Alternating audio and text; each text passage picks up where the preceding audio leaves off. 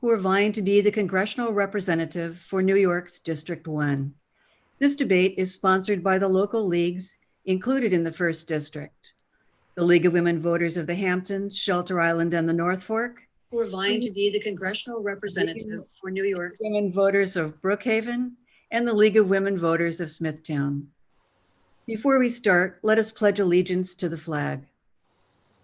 I pledge allegiance to the flag of the United States of America and to the republic for which it stands, one nation under God, indivisible, with liberty and justice for all. My name is Kathy Peacock. I'm with the League of Women Voters, and I'll be the moderator for this debate.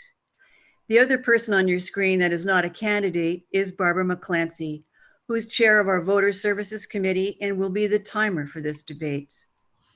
Others in the League who are instrumental in enabling this debate are Arlene Hinkemeyer, our publicity chair, and Gloria Burke, who will be monitoring the debate.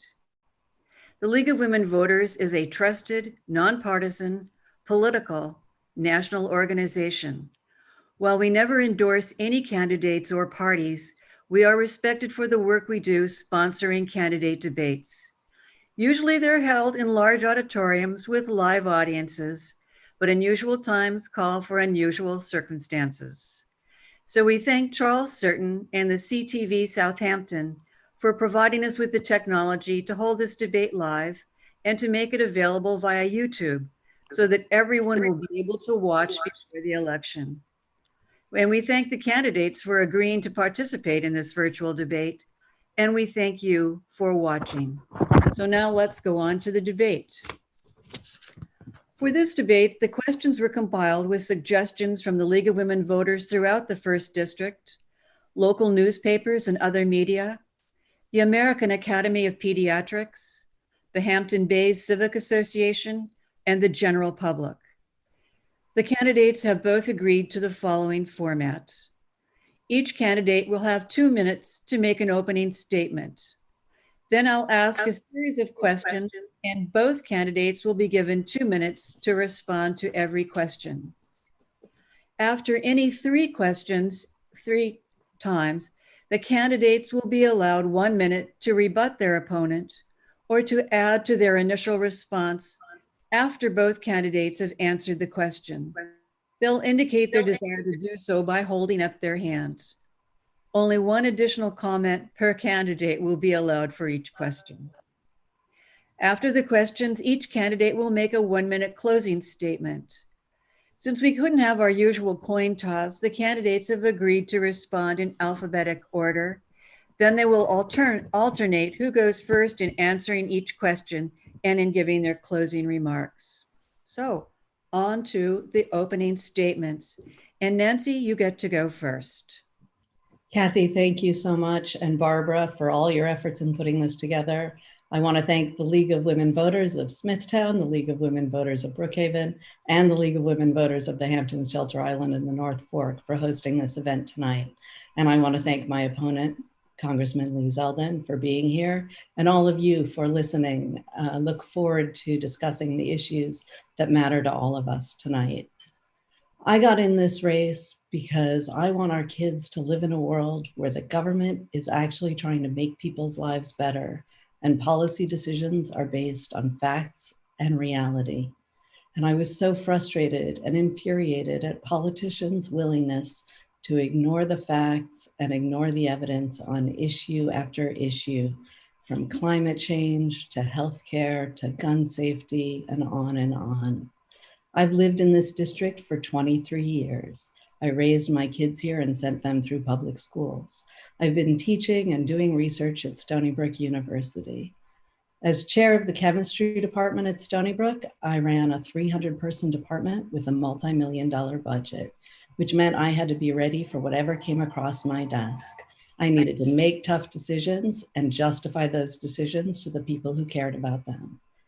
As in my research lab, we developed new materials for solar energy, which means I had to come up with innovative research ideas and then pitch those ideas and get support for the research. In my teaching, the part that has been most meaningful is helping students build a better future for themselves. And I also found myself a single mom of 2 teenagers, which meant I had to be there for them no matter what. I will be there for the people of this district no matter what, and I pledge to work hard for you. Look forward to answering the questions tonight. Thank you so much. Thank you, Nancy. Lee? Your name statement. Thank you to the League of Women Voters. Thank you to Kathy, Barbara, my opponent. I'm looking forward to tonight's discussion. I was born and raised on Long Island. With my wife and daughters, I live now just a few blocks from where I grew up. In the Army, I spent 4 years on active duty. I've spent the last 13 in the Army Reserve, where I currently serve with the rank of Lieutenant Colonel. In the past, I've served as a military intelligence officer, prosecutor, magistrate, and paratrooper with the 82nd Airborne Division. I'm ranked the 12th most bipartisan congressman in America, and I'll work with anyone to find common ground however possible. This year, I've secured key victories in getting vast amounts of PPE, testing, ventilators, and funding for small businesses, individuals, hospitals, and county government. Our district had a huge win earlier this year. When it was announced a $2 billion electron-ion collider I helped steer to Brookhaven National Lab was coming with vital research and of jobs. 10 of my legislative proposals have been signed into law, helping our military veterans, addressing helicopter routes, securing maritime safety, to improve access for complex rehabilitative wheelchairs, and more.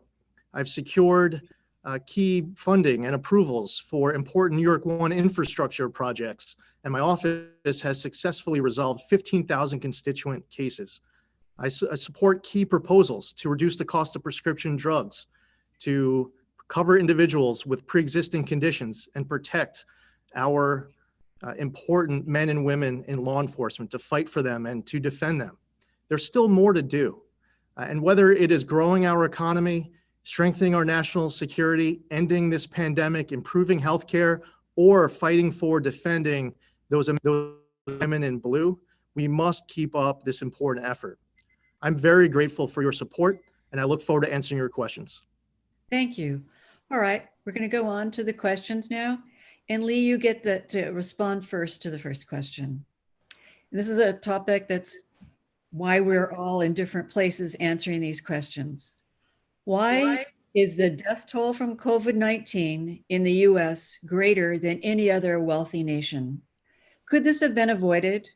What can the US do now to avoid another pandemic in the future? Well, first, it's really important to point out that the way that we were getting through this earlier on, where all levels of government, Republicans and Democrats, were all working together, not as Republicans first or Democrats first, but as Long Islanders first, as New Yorkers first, as Americans first. That was the right attitude then, and I believe that's still the right approach today. One of the most important ways to prevent an epidemic or a pandemic is early detection. That was lost in this process earlier on in December and January with the Chinese Communist Party, with the World Health Organization, making sure that the facts were muzzled. There were individuals, doctors, experts, scientists who wanted to get the facts out. They were forced into confessions. Unfortunately, started in China, spread to the entire world, and it hit home here and it hit us hard. I believe that the best way for us to continue to get through this is by working together. That's why when the county executive called me up and said Suffolk County needed access to municipal liquidity facility, I called up the Secretary of Treasury, put the county executive on the phone.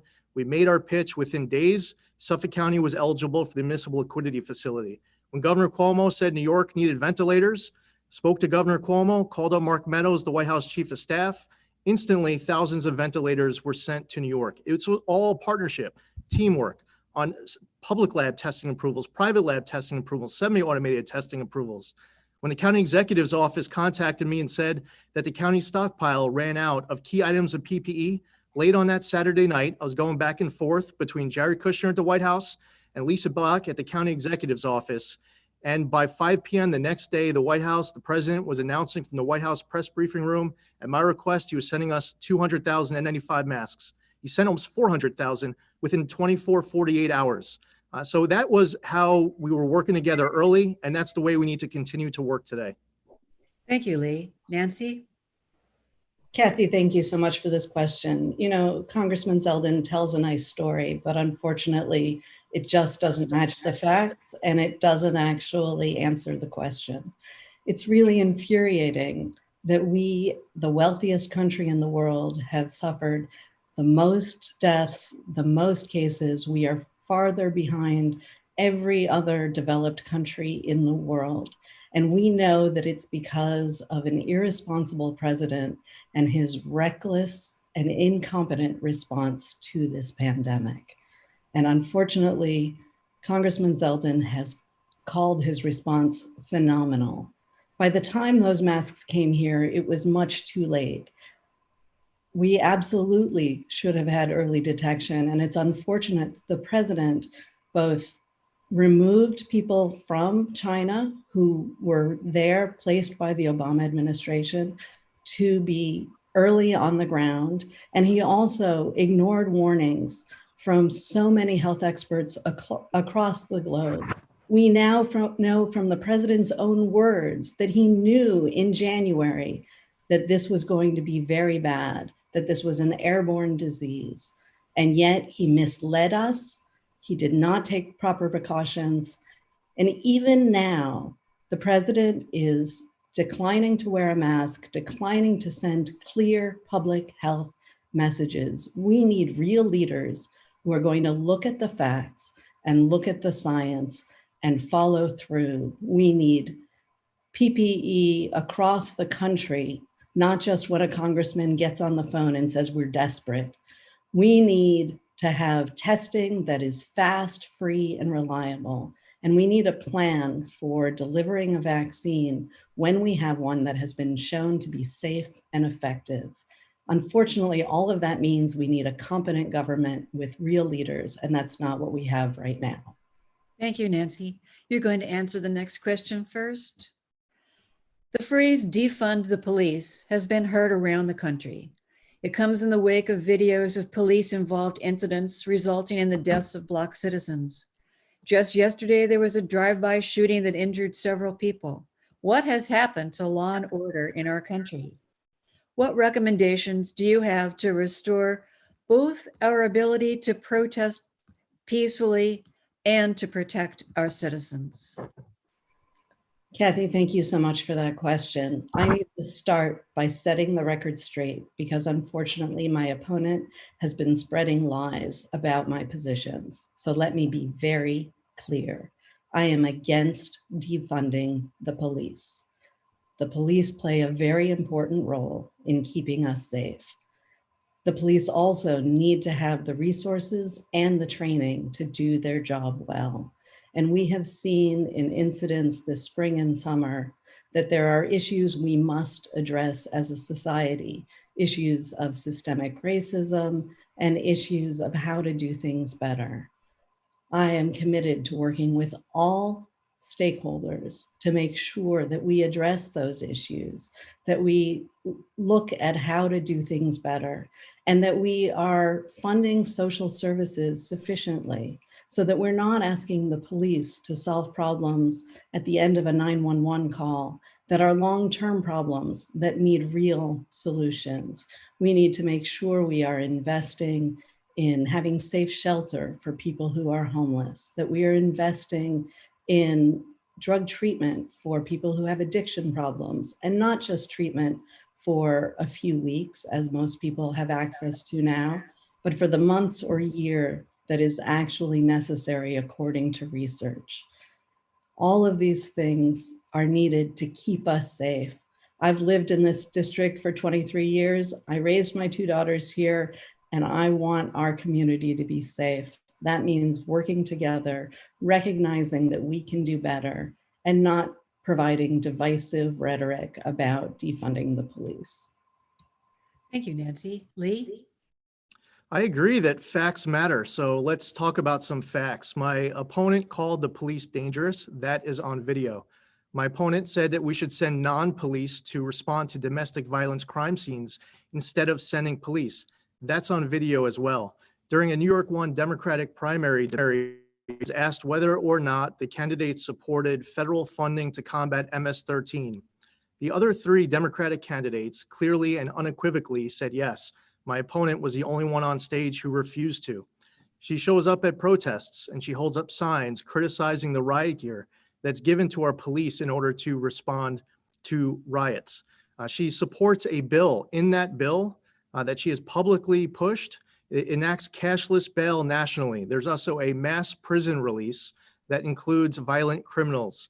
That's in that legislation. When she went to her screening with the Suffolk County law enforcement organizations, she was asked to condemn the rioting, looting, and violence against police, and she refused to. Everything here is documented. So how about we trust some facts? And all 6 of those that I just laid out are facts. This is personal to me. I was raised in a law enforcement household. I believe that almost 100% of our law enforcement are made up of amazing men and women.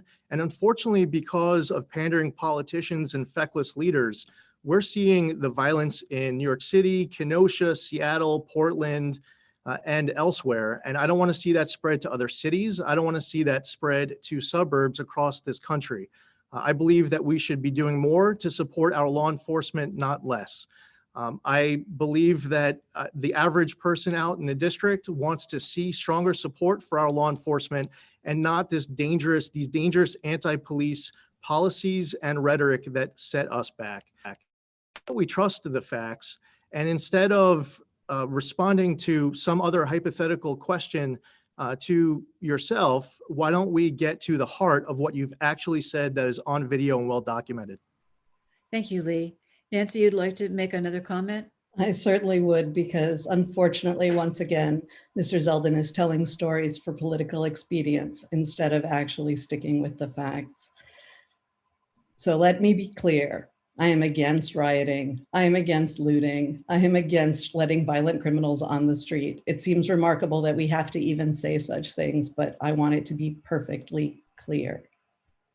That doesn't mean we can't do better. And I think when we look at the incidents that we saw, George Floyd's death and Breonna Taylor's death, it's clear to any of us that we must do better, that for people of color, we must do better. We believe in keeping people safe, but I think we all as Americans believe in equal justice under the law. And there have been so many instances this year that have shown that for people of color, they do not have that opportunity. And we owe it to them to figure out as a society how we deal with these problems and make things better. Thank you. Okay, the next question, Lee, you'll be answering first. The pandemic has prompted Congress to borrow close to $5 trillion, bringing the total national debt to over $27 trillion. Instead of a V-shaped recovery, it appears we're having a K-shaped recovery. Jerome Powell, chairman of the Federal Reserve, believes that the debt incurred now can be paid back when the economy recovers, which he strongly believes it will. Do you agree with Chairman Powell? What do you think will be required for the economy to recover? How will the debt be paid back? Well, it is good news that now the unemployment rate is lower than where economists were predicting the unemployment rate would be at the end of 2021, just a few months ago. In order for our economy to be able to grow and be as strong as it possibly can, it's important that we move past this pandemic as quickly as possible. And that means getting a vaccine and mass distributed across New York State and across this entire nation. The economy and our health go hand in hand. And fortunately, we have seen an economic rebound that is ongoing, that is underway over the course of these last few months, but we have more to go. And as far as the size of our debt and our deficit, listen, the most important thing right now is for us to get past this pandemic, to help those small businesses that government shut down, those small business owners that might have been doing just fine making ends meet before the pandemic hit, but now, unfortunately, they can't make it without that assistance. Additional funding for the Paycheck Protection Program would be vital for them, for families to get past this is key as well. And once we get past this pandemic, we need to have a serious conversation with each other as Americans, Republicans, Democrats, conservatives, moderates, liberals. We all need to come together as a country and make some tough decisions. It's not about balancing the budget next year. Our deficit is that big. It is about coming up with a budget plan that goes over the course of several years. I support a balanced budget amendment. I believe that we should be smart and responsible in how we do it to ensure no one gets hurt in that process. There should be regular order with amendments inside of committees and debate instead of some party leader in the head of a chamber saying, this is what you all have to vote on, and you have no say in the crafting, the development of legislation. People need a voice at the table. Once we get past this pandemic, it's really important that we are able to work together to tackle our debt and deficit. Thank you. Nancy? We absolutely do need to get past the public health crisis in order to solve the economic crisis. And although a vaccine will be an important part of that, the head of the CDC, Dr. Redfield, testified just a few weeks ago that we already have what we need to move forward. He testified that the most important thing for us to do is to have everyone wear masks. Unfortunately, the president the next day denied that because it didn't fit his narrative. We have to immediately start helping our state and local governments with the tremendous financial burdens that they are bearing now while their revenues are much lower than usual. We must get aid to our states, to our school districts to help them out. And I am disappointed that Congressman Zeldin has been unable to do that. And right now, what we see is that in the Senate, where his party is in the majority, they are unwilling to move forward with any package, even the one that President Trump has suggested. We also are going to need significant stimulus spending from the federal government through next year, certainly. And that includes support for small businesses and support for building infrastructure, which will help us build the future we need for ourselves and for our children. I want to make sure that that infrastructure includes clean energy investments to build a green energy economy that will help us and our kids and pay great dividends down the road. Those are all top priorities. The next question, Nancy, you'll go first. And I'm going to take sort of the same topic, but bring it a little closer to home. Farm subsidies are limited to growers of grains, soybeans, wheat, cotton, and rice. Producers of meats, fruits, and vegetables only benefit from crop insurance and disaster relief. The majority of growers in Suffolk County are small family farms that produce vegetables, orchards, and vineyards. Do you have plans to support the farmers in your district? And what specific measures do you support to ensure that financial aid is delivered to all the small businesses in the Seed First CD hurt by COVID-19? Kathy, thank you for that question. I think the pandemic has shown us in very visceral ways how tenuous our food supply can be because it has been so concentrated among so few producers. And we have seen that if one meat packing plant is under quarantine because of the pandemic, it can shock the entire meat supply for the entire country.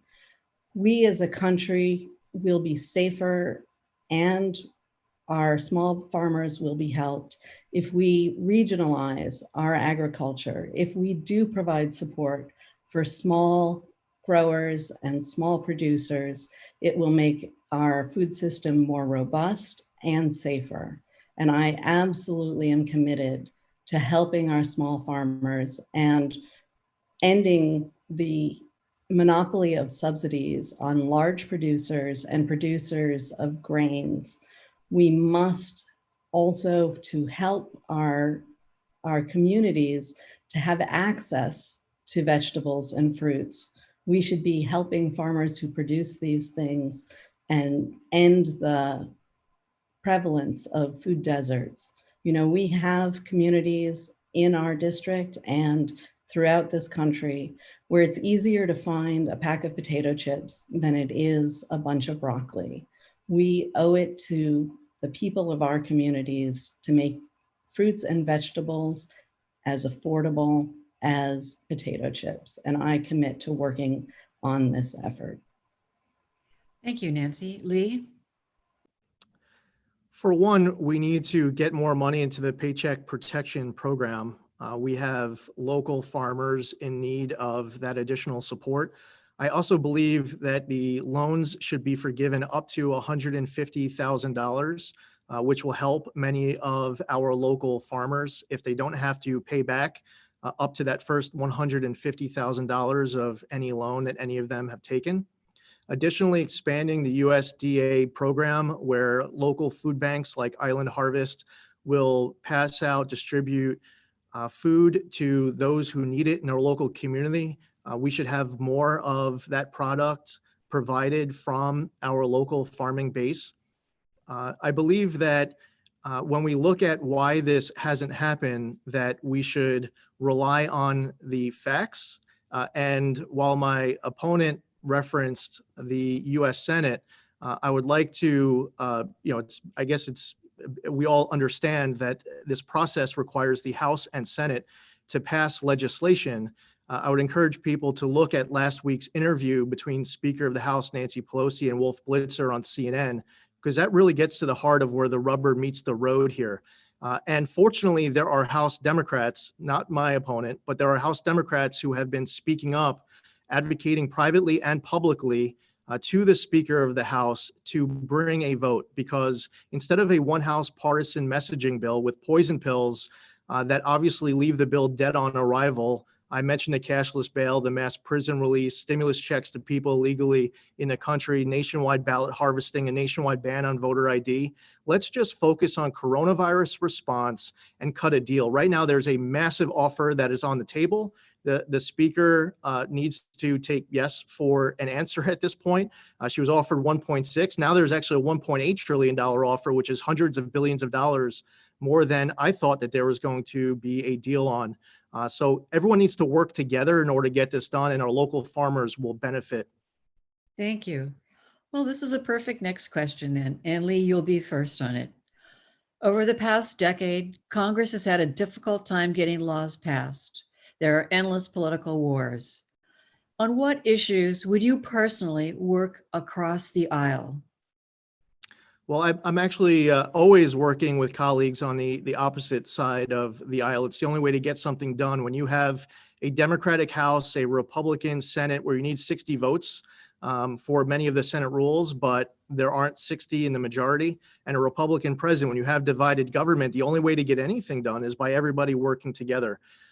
Georgetown University ranks all 435 members of the House of Representatives on their annual bipartisan index. They do that based off of members co-sponsoring and working with the opposite party, sponsoring their bills, helping other parties' bills get across the finish line, for the other party to be sponsoring your bills to help your pieces of legislation get across the finish line.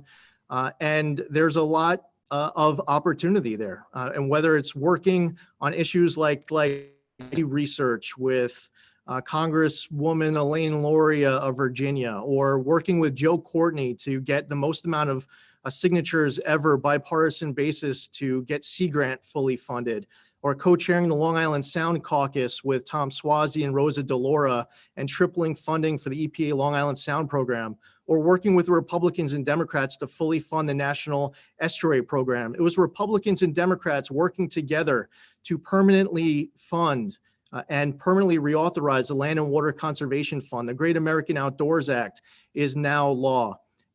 Plum Island has been a project of Republicans and Democrats working together. A Republican House has passed legislation to save Plum Island. A Democratic House did as well. And just last year, there was a suspension for all of FY 2020 because the Senate finally passed a bill as well. Going all across the map, if you want to accomplish anything, it's a result of being able to work with the other side. It doesn't mean you're always going to agree. There could be debate. There's disagreement. That is an American value, and you end up with better legislation as a result of airing what your problems are with bills. But we have to work together in order to get something over the finish line. Thank you. Nancy? Thank you. You know, it would be nice if Congressman Zeldin was better at actually getting these things done instead of just talking about them. Unfortunately, in the 6 years that he has been in office, he has only passed 3 pieces of legislation that he originated, 2 of which were to name buildings. In Congress, I will be a leader in particular on the issue of climate change, and I hope we will talk about it more before the evening is over. But as a scientist and as someone who has been a member of the Union of Concerned Scientists for many years, this is a top priority for me. It's an area where I will be a leader and I will have my office be a resource for every member of Congress, Republican and Democratic, so that they can get access to the best information available, get all their questions answered, and then I will hold their feet to the fire to make sure that we take meaningful action, because climate change is long-term the biggest risk we face to our way of life here, with coastal erosion and sea level rise and extreme weather all threatening us. And this is something where I will make sure to lead so that we have real action. Thank you. Well, let's talk about climate change then. And Nancy, you'll be first on this. The term climate change is frequently in the news about forest fires, tornadoes, water shortage, and other natural disasters. What do you believe about climate change? Are human activities contributing to it? Does anything need to be done about it? And in what time frame? As I just said, human-caused climate change is the biggest long-term threat we face to our way of life here on Long Island, whether in the Mastic-Shirley area where Congressman Zeldin has made his home, or out on the East End. Flooding from increased sea level is a serious problem. Coastal erosion, sea level rise, extreme weather, they all threaten us. Climate change also threatens us from a national security point of view because of droughts that are causing great dislocations across the globe, leading to our largest refugee crises in perhaps ever. The science is absolutely clear that human activity and human emission of carbon dioxide and methane and other carbon compounds is the cause of this climate change. Thankfully, it is not too late, but we must take vigorous, ambitious, and sustained actions. We must set ambitious targets. We should aim to be carbon neutral in our energy production by 2035. To get there, we're going to have to actively deploy existing technologies in renewable energy, in clean buildings, and in clean vehicles. And we're going to need to build the infrastructure to support it. We also need to invest in research to develop the technologies of tomorrow, technologies that are scalable and can be exported to much poorer countries. Think India or Bangladesh, countries that naturally want to improve their standard of living, but if they do it the way we did it, they're going to blow the entire world's carbon budget. This is an issue which I take personally. I know we must take action, and every year that we delay means a worsening of the effects that we have to deal with, and I will make it my top priority. Thank you. Lee? I've been honored to serve as a member of the Bipartisan Climate Solutions Caucus. I co-sponsor bipartisan legislation called the Carbon Capture Improvement Act. And that legislation creates financial incentives for industrial plants, facilities, and power plants to invest in carbon capture and storage equipment. That's legislation that I believe would help us further address this issue. I would encourage all my colleagues on both sides of the aisle to co-sponsor it and for it to actually pass and become law. I think it would be great for addressing this issue. Every Long Islander wants access to clean air and clean water. That is one of the reasons why I serve on the PFAS task force. I have supported the PFAS Action Act, and it's important for the federal government to assist with remediation. We have some sites here in the 1st Congressional District, like we've seen all across the entire country. In the 1st District, we have an issue around Gabreski Airport, which fortunately has been getting addressed by partners at all levels of government. Same thing around EPCAL with the Department of Navy. We haven't heard any issues recently with regards to Brookhaven National Lab. Earlier on, I was talking about fully funding the National Estuary Program. My opponent said that I wasn't talking about issues that actually got over the finish line. We actually did fully fund the National Estuary Program. We actually did fully fund Sea Grant. We actually did triple funding for the Long Island Sound. As we're going through that list, we actually did secure $1.5 million to help Plum Island Lighthouse. For FY 2020, we did stop the sale of Plum Island. We did permanently fund and reauthorize the Land and Water Conservation Fund. I don't know why my opponent would be trying to dumb down voters. We should stick to facts. My opponent said that I've only had 3 legislative proposals passed and signed into law. The answer is 10. 10 legislative proposals have been passed and signed into law. So let's stick to facts. Okay, thank you. Lee, you'll be next. You answer first on this question. What is the U.S. role in the world? How are we perceived? In particular, how would you characterize the relationship between China and the U.S. currently and what it should be going forward? Are trade wars effective? Right now, I look at China as the largest geopolitical threat on the entire planet.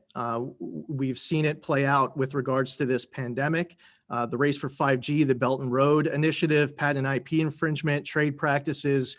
That list goes on, human rights abuses. It's a large, powerful country, and they don't share our value system. And in many ways, they're adversarial and competitors. That includes cybersecurity as well. The United States has a very important role to play. Just take the Middle East over the course of the last few years, utilizing many instruments of national power, including, fortunately, it includes diplomacy, bilateral and multilateral. The ISIS caliphate has been eliminated. Qasem Soleimani is dead. Abu Bakr al-Baghdadi is dead. The embassy in Israel was moved to Jerusalem. The United States recognized Israeli sovereignty over the Golan Heights. A full normalization of relations recently announced between Israel and the UAE, recently announced between Israel and Bahrain.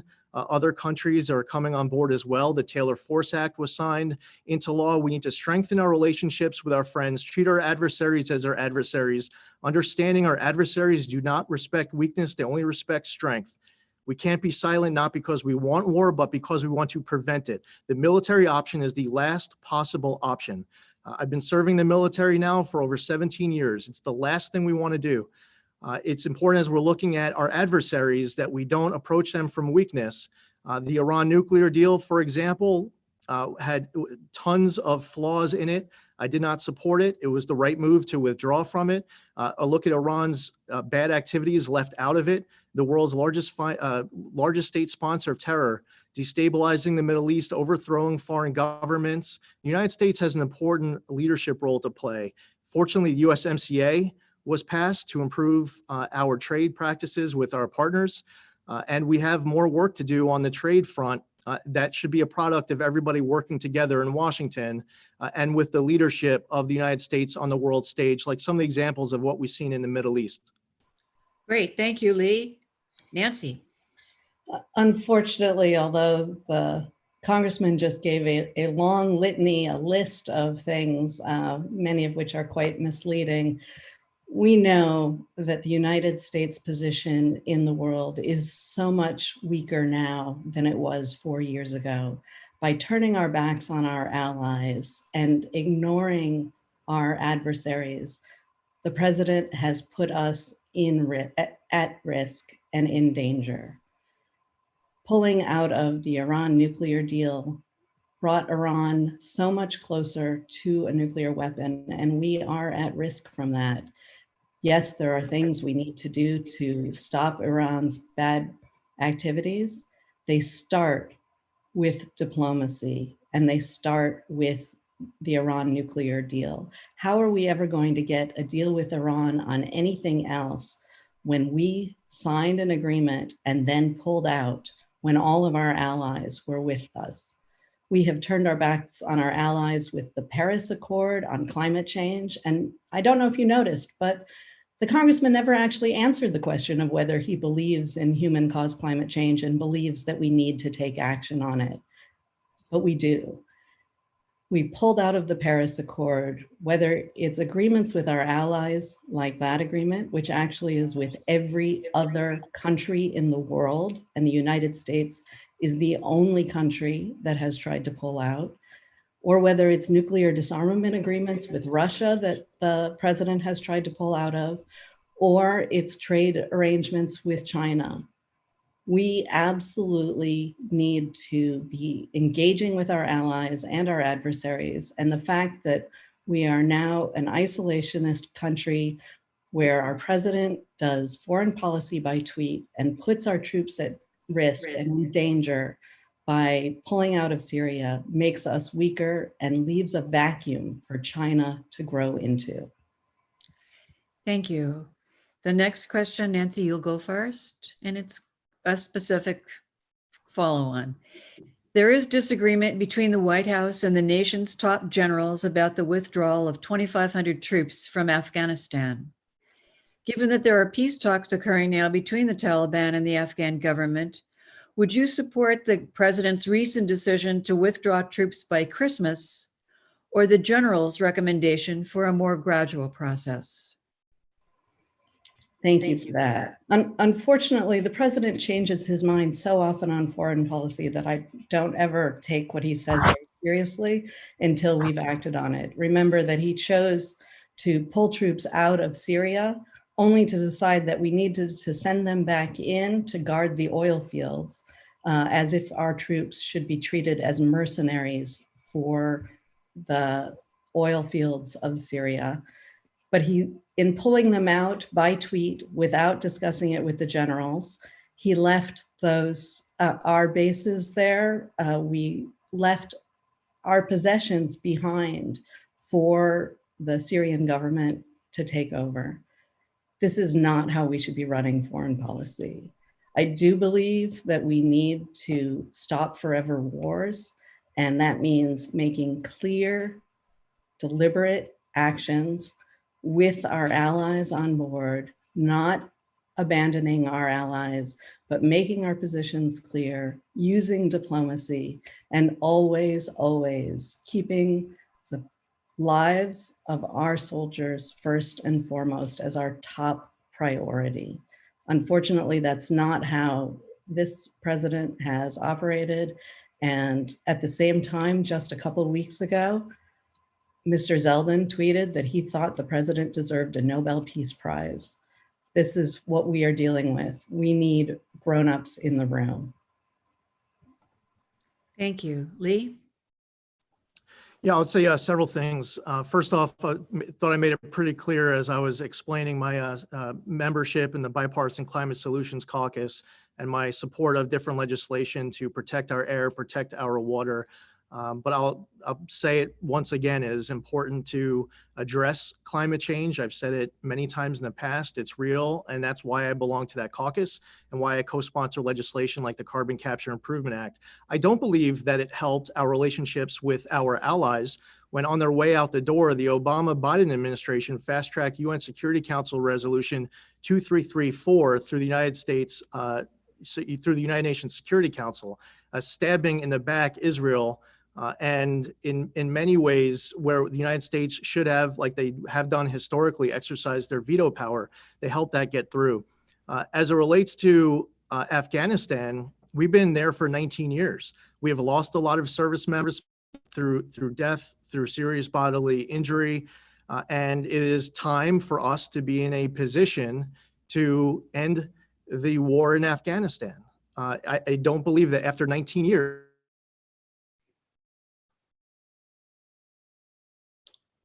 I believe strongly that that the full normalization of relations between Israel and these other Arab and Muslim majority nations in the Middle East, that it's a very positive development.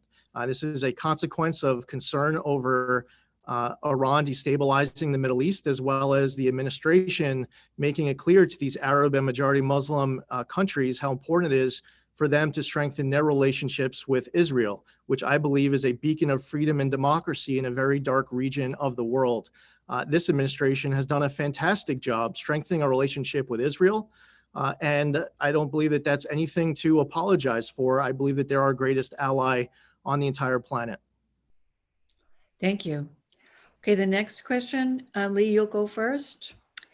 Disparities in health insurance coverage and access to health services persist in the U.S. healthcare system. Children, in particular, rely on healthcare coverage to grow up healthy and thrive. Children whose parents are insured are more likely to be insured and receive the care they need. What specific programs do you support to provide access to healthcare to all Americans, children, adults, Medicare recipients? Well, I helped lead the effort with regards to CHIP last Congress to get that over the finish line, as well as helping to lead the effort to fund our community health centers. I co-sponsor legislation to reduce the cost of prescription drugs, HR 19, to cap out-of-pocket costs for our seniors, to bring more generics to market faster. I believe that Medicare benefits further as we're able to continue to flatten the Part D benefit growth numbers. And it's actually been better than what was forecasted. There was action taken by the administration with regards to Medicare Part B to increase competition. I don't believe that the answer is a partisan bill like HR 3, which engages not in price negotiation, but price setting. This is going to be a product of everybody working together. Also, additional funding to combat the heroin and opioid abuse epidemic, which is impacting our kids. I helped lead the effort with regards to the Comprehensive Addiction and Recovery Act in my first term. HR 6, I was involved in 58 different bills, became part of HR 6, which became law in the last Congress. And I'm a member of the task force to combat the heroin and opioid abuse epidemic. I also strongly supported the 21st Century Cures Act. We need to increase investment in NIH in their important research. I've signed on to different letters and supported different efforts to increase the investment in that research for not just diseases that are well known, but also rare diseases as well. There are a lot of individuals out there who need us talking about this issue. There are a lot of kids. We've lost young boys and girls in our district as a result of rare diseases. So that investment is important as well. Thank you. Nancy? We have to make sure that every American has access to high quality, affordable health care, period. Unfortunately, the congressman has voted to repeal or to gut the Affordable Care Act 15 times, including voting against protecting coverage for pre-existing conditions. The people of this district deserve so much better. There are 71,000 people in this district who would have lost their health care if the congressman's effort and the efforts of his party had been successful. And since they were not successful when they controlled Congress in repealing the Affordable Care Act, they're now trying to do it through the courts. But don't be fooled. They are working very hard to take away healthcare. And unfortunately, the congressman has never offered a positive vision for what should replace it. We should offer Medicare as a public option for those who want it, allow people to use their private insurance if they want, or to buy into Medicare as a public option. That should be available to all Americans or to their employers. We also need to address the prescription drug issue, and that means making sure that we get generics in place as quickly as possible, and it means allowing Medicare to negotiate prescription drug prices. It also means protecting the closing of the donut hole in the Part D benefit, which is in danger if the Affordable Care Act is removed. Every American deserves affordable and high quality healthcare, and I am committed to making sure that that's what we have. Thank you. Lee, would you like to add another comment? Sure. It's unfortunate that someone who says that a campaign that she's looking to run will be based on facts has just been so dishonest throughout this entire debate. And during her campaign, I strongly support coverage for individuals with pre-existing conditions. I voted for a bill that includes language specifically to protect individuals with pre-existing conditions. There was language written into that bill. Yet, my opponent will say the opposite. My opponent has a Democratic super PAC running ads for her called 314 Action, which says that I voted against protecting the life of a mother with regards to the issue of abortion. You know what? My opponent can't provide any facts to back that up. You know why? Because it doesn't exist. The legislation I passed, specifically, just like the pre-existing conditions, protection that carves out an exception for protecting the life of a mother. Again, the ad also talks about voting against IUDs. My opponent can't provide any facts to back that up. And you know what that means? The facts to back it up. She should be leading the charge to take that ad down, but she won't. She's sitting back. She wants to benefit from it to scare women. Provide the facts. And that's why Channel 7 took that ad down. I would like my opponent to provide the facts. Go on to the next question. And on this one, Nancy, you're going to be first. Many Americans feel that campaign contributions have a negative impact on our democracy. Would you recommend any regulatory changes to reform campaign financing? Absolutely. I strongly back HR 1, which was passed last year by the House, which will provide for improved transparency and also overturn many of the things that were decided in the Supreme Court with the Citizens United case. We need to get rid of dark money. We need to end corporate PAC contributions. My opponent has accepted over $1 million in corporate PAC contributions since he came into office, more than $250,000 this year.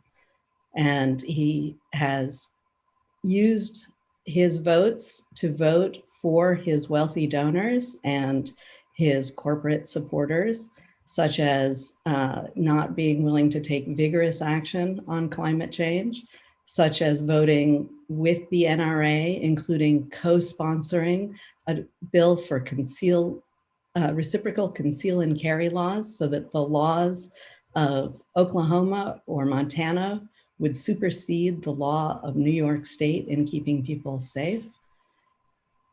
He has voted with the drug companies and with the insurance companies, which he has gotten quite a bit of money from as well. I am not taking any corporate PAC contributions.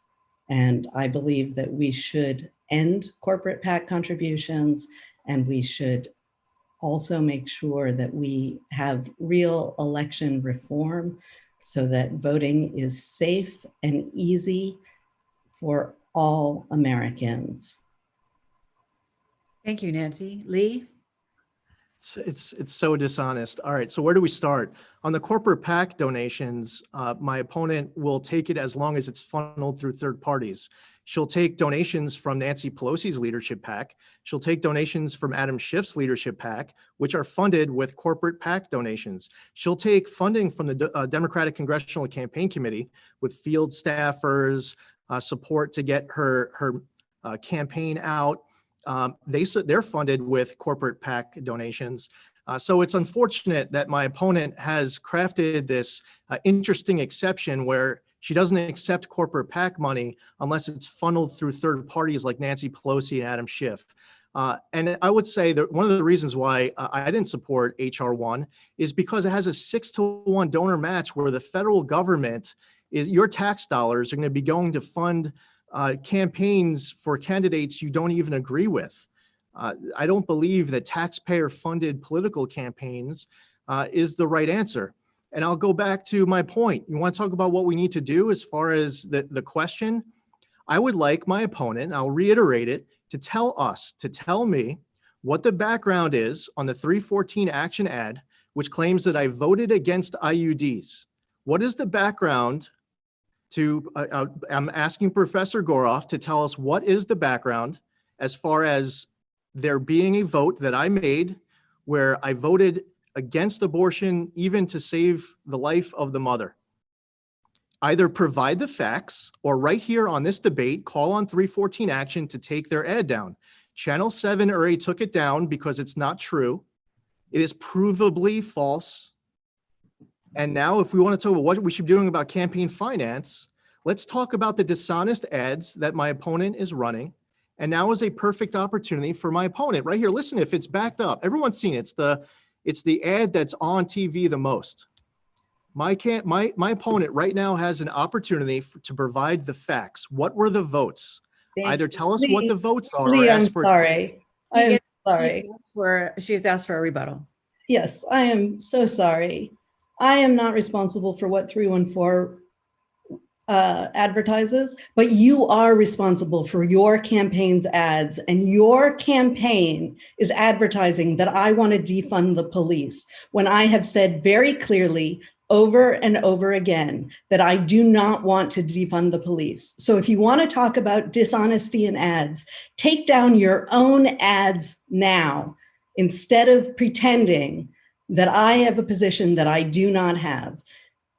Forget what 314 is doing. Be responsible for yourself. Lee, would you like to respond? Yeah, sure. So I believe that my opponent should provide the facts to the voters right now with regards to the claim that I voted against IUDs and the claim that I voted for a bill that bans abortion even to protect the life of the mother. Either provide the facts or ask for the ad to get taken down. Now, as far as my opponent's anti-police agenda, I have a problem with my opponent calling police dangerous. I have an issue with her calling for non-police to be sent to domestic violence crime scenes instead of sending police, refusing to endorse federal funding to defeat MS-13. I have an issue with my opponent going into the local law enforcement screening and refusing to condemn the rioting, looting, and the violence against the police. I would ask everyone to go see for yourselves the video, the documentation, see the facts. Go to radicalnancy.com. Go to that website right now, and you will see everything that's laid out, and it's my opponent in her own words. She's holding the sign with regards to criticizing riot gear given to our police to respond to riots and so on. So the facts are there. Go to radicalnancy.com. Don't take my word for it. Go watch the videos. Okay, thank you. And you're going to get to answer the next question first. As a member of Congress, what specific proposals would you support to improve our immigration system? I believe that our country never was closer to a deal than what we saw towards the beginning of 2019. There was a bill that was coming together with regards to border security, interior enforcement, and elements with regards to people who are not legally in the country today. The deadline was the DACA case that was before the Supreme Court. Once the Supreme Court moved the DACA deadline, all of a sudden the oxygen amongst the Senate and House leadership went down and people moved on to other issues. But the answer is working together and counting votes. And listen, it's about counting votes.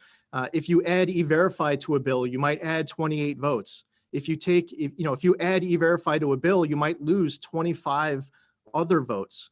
You have to get to 218 votes in the House, and you have to get the 60 votes in the Senate to move through their process in order to make a law. Now, I believe that a nation's backbone is its rule of law. We need to combat MS-13, more tools for federal government and all levels of government to work together in that effort to defeat transnational gangs, to go after sex trafficking and human trafficking that's coming across our borders. The labor trafficking, we have had issues where ICE has busted up brothels in the 1st Congressional District where young women were being rescued by our amazing ICE agents. There are people in Congress who want to defund ICE, to defund the Department of Homeland Security. I believe that we should be providing them even more resources. ICE agents are prioritizing going after MS-13, human trafficking, sex trafficking, obviously the gang activity and violent criminal acts.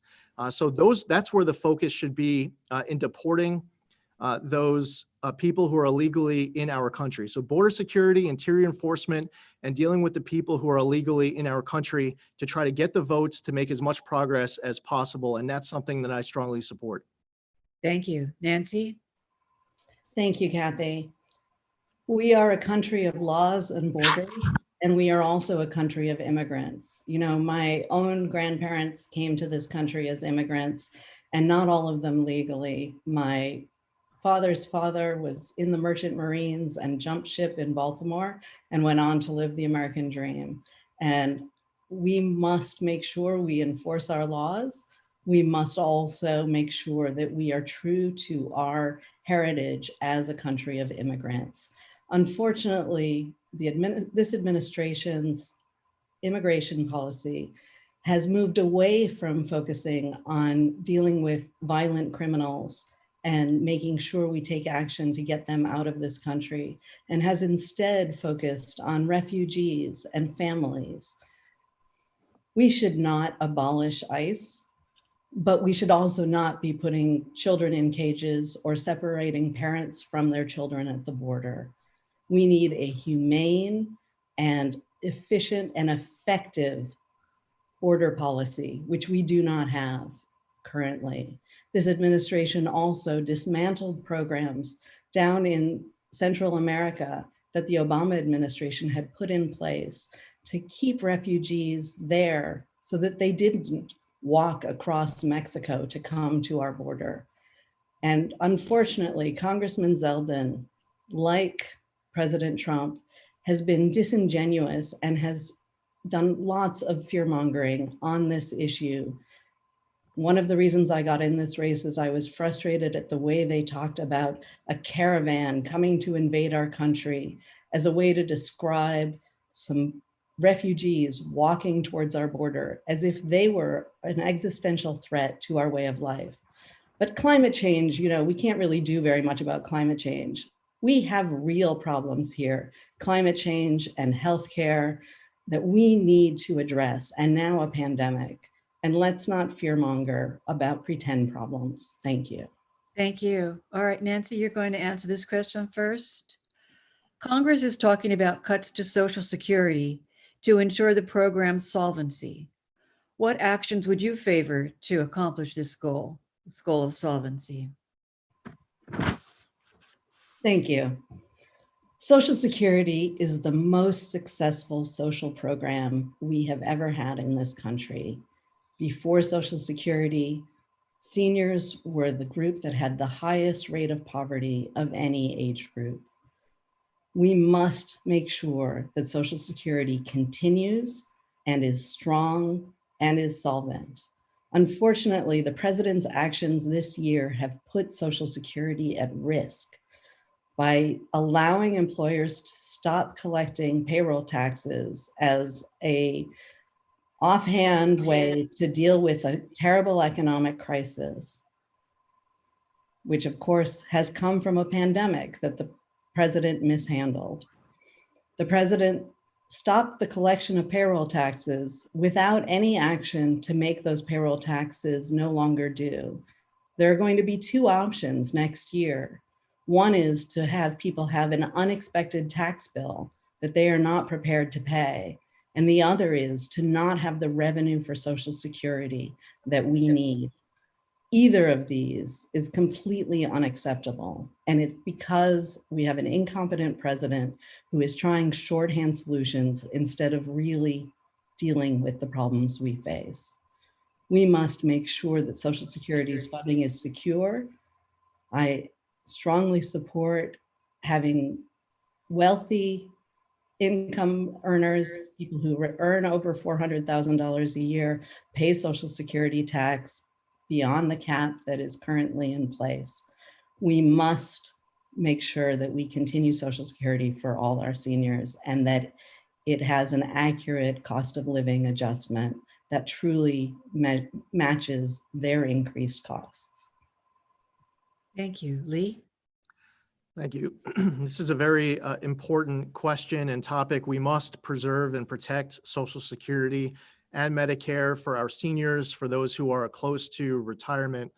This is something that will require not just bipartisanship in Congress, but also Republicans and Democrats, independents, all Americans coming together. We need to have a I believe that a bipartisan, a bicameral commission should come together between the House and Senate to develop a 50-year plan for Social Security. A separate bicameral, bipartisan commission should come together to develop a 50-year plan for Medicare. Concessions are going to have to get made, but all options, when they're having their discussion at the table, should be debated and vetted out with one really important principle: to fully protect the promise to preserve and protect Social Security and Medicare for our seniors and for those who are close to retirement. I, in a recent Congress, had a vote to prevent an across-the-board cut to the Social Security disability insurance, the SSDI. Fortunately, that was done. It would have adversely impacted 11 million Americans. So as we are dealing with the short-term deadlines that are coming up, we have to approach this with long-term vision and long-term will and a strong bipartisan spirit. Now, if you see that something is solvent for 10 more years, that doesn't mean that you should wait 8 more years to have the discussion. The responsible thing is for us in 2020 to be talking about how Social Security and Medicare is solvent in 2040, in 2050, in 2060. Long-term vision, while we're protecting our parents and grandparents, that we're also protecting our kids and our grandkids to make sure that this benefit is there for them. For those who paid into Social Security and Medicare, they rely on it, and they need to ensure that it's there. And there should be geographical, regional considerations too, for people on Long Island to get more of a benefit. Thank you. You'll be first on the next question. Do you support or oppose repealing the $10,000 cap on tax deductibility of state and local taxes, the SALT deduction, and why? Yeah, I strongly support removing the $10,000 cap on the state and the deduction. That is the reason why I voted against the tax bill in 2017. I co-sponsor many different bills to permanently lift the state and local tax deduction. Unfortunately, you have some partisan grandstanding that is going on and some political posturing and electioneering where people are not in this conversation in working together to get a victory over the finish line. I would say strategically, if you were trying to figure out the best way to get this over the finish line, it's probably to lift the cap to a number that fully protects middle income itemizers, $20,000, $25,000. I don't want to lift the state and local tax deduction cap for the purpose of helping people like my opponent. I mean, my opponent's net worth is estimated at $25 to $123 million. She brags on Facebook about buying $100,000 sport cars. I, as she pointed out, was raised in the Shirley Mastic community, which is a lower to low middle income community on the South Shore of Long Island. That's how I was raised. That's where I live now. That's where my kids go to school. 2/3 qualified for free and reduced lunch. The same thing is like that today. So one vote was buried into that legislation I mentioned earlier with the poison pills, like the cashless bail nationally, the nationwide ballot harvesting, the voter ID ban, the stimulus checks to people illegally in the country. And the other wasn't crafted right. It was actually a tax increase. And what it did was permanently increase tax rates in exchange for a very temporary change to SALT. I actually would have supported it if they tied both the increase of the top individual tax rates to the SALT deduction. But unfortunately, maybe I'll give the benefit of the doubt that it was a drafting error. And I told the bill sponsors I'd be happy to support them, but that's the right way to do it. You don't want to create a tax increase that results in additional tax increases, but there is a way to get that bill over the finish line. And again, I co-sponsor multiple other bills. Thank you. Nancy? Yeah, unfortunately, the congressman wants to have his cake and eat it too here. You know, he said to Newsday that the reason that he voted against the bipartisan bill put together by Congressman Peter King and Congressman Tom Suozzi, which would have removed the cap on state and local taxes, was because he didn't want to support increasing the top bracket tax rate back to what it was under Obama. So now he's coming up with some other reason for why it's not good, but that is what he told Newsday when he made his vote. The fact is that the congressman's party was in power in 2017 in both the House and the Senate, and he was either unable or unwilling to use whatever influence he had to keep the cap on state and local tax deductions out of that bill. Yeah, they let him vote against it because they didn't need his vote on the final bill, but he did vote to bring the bill to the floor for consideration, and he was unable to keep this piece, which affects taxpayers throughout our district, to keep it out of his party's tax bill. That was a tax bill that they called a cut, but it was not a cut for the people of New York 1. And the congressman had the opportunity to make it right by voting for the bipartisan Suozzi-King bill, and he chose to vote against it. Thank you. Nancy, you'll be first on the next question. The town of Brookhaven's landfill is reaching capacity. There's a fixed amount of real estate in Long Island to devote to waste management. What do you see as the federal role in shaping Long Island's looming waste crisis? Yeah, this is a challenging problem. And unfortunately, the discussions right now in the Brookhaven town and the actions that are being prepared are again focusing on the community of North Bellport, which is a majority minority community. And we see once again that we don't have equal protection for all members of our society. We have to make sure that whatever waste disposal we have is safe and that people's health concerns are treated seriously. We need to look at the science, not at anecdotal information, but really do the research to make sure that when people are worried that they're being exposed to dangerous fumes, as many people in that community currently believe, that it is tested and that we know. Town of Brookhaven has been fined for those, the off-gassing from the town landfill, but nothing has been done to change what's happening there. And I think we need the EPA and the state DEC working with the town of Brookhaven, or whatever government we are talking about. These are things where the role of a member of Congress is in large part to facilitate those conversations and make sure that every constituent's voice is heard. And that's something I will take very seriously as a responsibility for every constituent in this district. Thank you. Lee?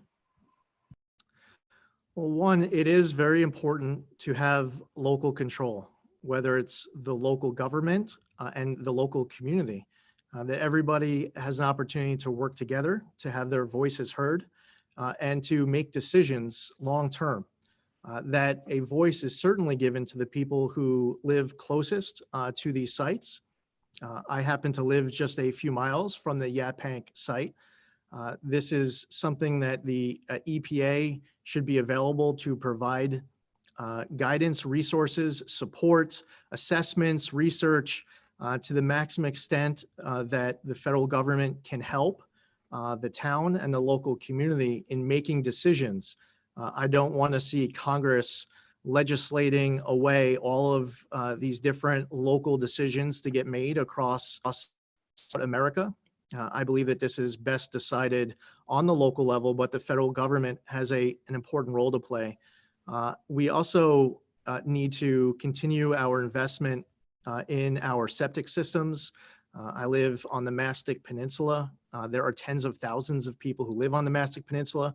Forge River has been rated as the most polluted waterway in the state. The Carmen's River is just a few blocks from my house on the other side of the peninsula. Fortunately, there are hundreds of millions of dollars coming to this area for a sewer upgrade, getting additional funding. The federal government working with the state government to provide the resources for additional projects, other downtowns, whether it's in St. James, it's downtown Smithtown, and it's other parts of the 1st Congressional District. So it's about providing federal support to the maximum extent possible. That includes the PFAS cleanup and other ways to improve the water quality of what's under us. I also believe that the EPA should set standards to ensure that the water quality is great underneath us, but it's all about supporting the local government and the local community as much as possible. Thank you. Lee, you'll be first on this question. Virtual teaching has shined a harsh light on the differences in education received by students in wealthier and poorer districts. Students at universities are incurring substantial debt and questioning their tuition rates for virtual teaching. What is your vision of the federal government's role in funding education, both at the K through 12 level and at higher levels? Well, this next coronavirus response bill, both sides are putting substantial amount of funding onto the table. That's an issue that both sides of the aisle are very close on. That's not what I believe is holding up a deal at this point.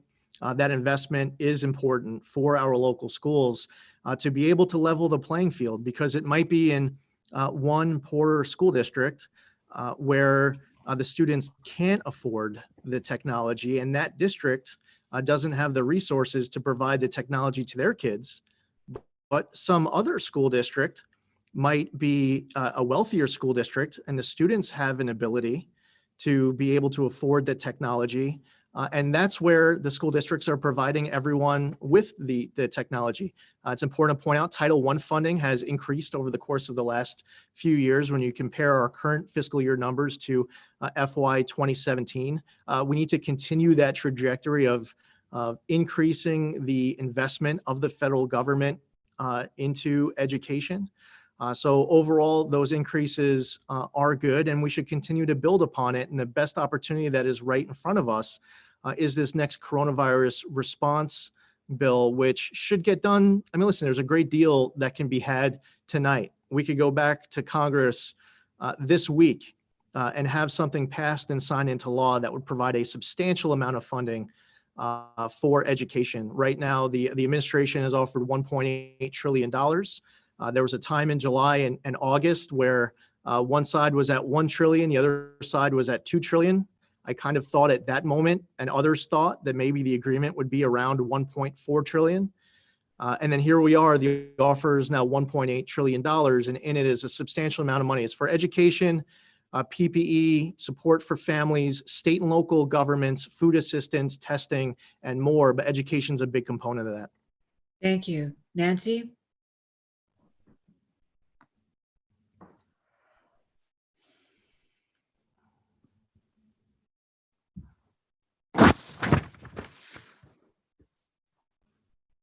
You're muted, Nancy. You're muted. Thank you. Let me start over again. Start the clock over, Barbara. I'm sorry. My apologies. That's okay. I thought I had clicked it, but I did not. All right. As a lifelong educator, this is an issue which is personally incredibly important to me. Every child deserves access to be able to live to their full potential. And we know that we must do better in making sure that all children have full access to broadband internet, to computers to use that. In this time of pandemic, it becomes that much more obvious, but we know it's important and critical even in regular times when we're all looking forward to getting back to those regular times. The federal government has to provide relief to our school districts, which are suffering so much from all of the increased costs. And of course, school districts in our poorer communities simply do not have the resources to address these issues, but all of our communities are suffering right now, and we must get that federal relief as soon as possible. Beyond that, the federal government has to help with the inequities that exist in a public education system where the primary source of funding is property taxes. That system is inherently unequal. And so we need to use Title I and Title III funding to help communities that need extra resources. We also need to look at student debt. And I'm tremendously proud of my home university, Stony Brook University, which is one of the best schools in the country for social and economic mobility for students. In order to keep students from getting crippling debt, we need to allow students to refinance their student loans, and we need to increase Pell Grants so that there is more support for students to pay for their college education. Thank you. This is going to be the last question before we go to closing remarks. And Nancy, you're first. There's a lot of political rhetoric voicing concerns about disenfranchised voters and voting fraud. Are you concerned? And what is your outlook on both candidates accepting the outcome of the presidential election in November? Thank you for that, Kathy. You know, here in New York and in Suffolk County, we are very fortunate that we have a bipartisan Board of Elections. And I have every faith that every ballot will be counted here, whether people vote early, starting October 24th, or whether they vote in person at their regular polling place on Election Day, or if they submit their absentee ballot by mail. And the post office did a fantastic job in our primary, where we had the best turnout ever in New York 1 primary, of making sure that every ballot got to the Board of Elections in a timely way. The recent electoral reforms that have been passed by the New York State Assembly and Senate and signed into law by Governor Cuomo make the protections that much better for all voters. If a voter makes a mistake and forgets to sign the inner envelope on their ballot, the Board of Elections is required to notify them before disqualifying the ballot, and the voter has the opportunity to sign an affidavit to say that this ballot really was theirs. So I have every faith and confidence in the integrity of our election here in New York 1. I think it's unfortunate that our president has tried to send rhetoric that voting by mail is somehow not safe or shouldn't be trusted, at the same time that the USPS head tried to remove funding for our post offices.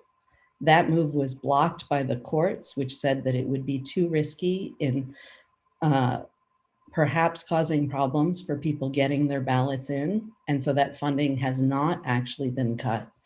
Unfortunately, President Trump has done everything he can to undermine faith in our elections. And so I hope that the election results are clear and resounding, and that everyone makes sure to vote. Thank you. Lee? It's important for everybody to exercise their right to vote. There are 3 different ways to vote. You can vote in New York here locally through absentee ballot. You can vote in person. Early voting starts on this upcoming Saturday, October 24th, goes until November 1st. I put up information about it on my website at zeldinforcongress.com. There's a voter information center there. And it's important for you to know that you can vote at any location in Suffolk County that is listed on the dates and times that the Suffolk County Board of Elections have provided. You're voting on, it's kind of like voting on election day. You're voting on machines.